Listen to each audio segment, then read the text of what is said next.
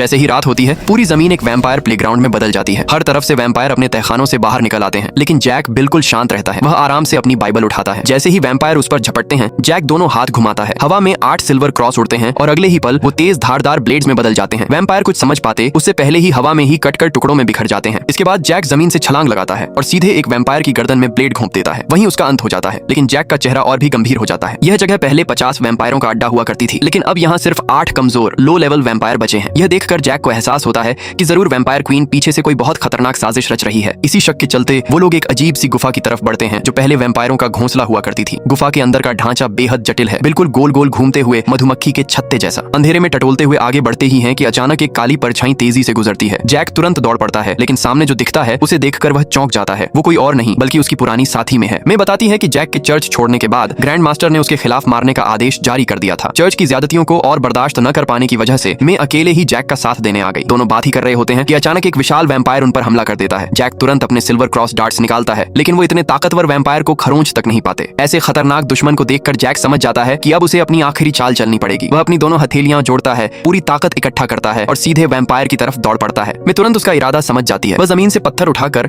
हवा में उछाल देती है। जैक हवा में छलांग लगाता है और उन 2 पत्थरों को सीढ़ी की तरह इस्तेमाल करता है। अगले ही पल वह अपने दोनों ब्लेड निकालता है और हवा में ही वैम्पायर का पेट चीर देता है। विशाल शरीर जोरदार आवाज के साथ नीचे गिर पड़ता है। उन्हें लगता है कि खतरा टल गया है, लेकिन असल में यह तो बस शुरुआत थी।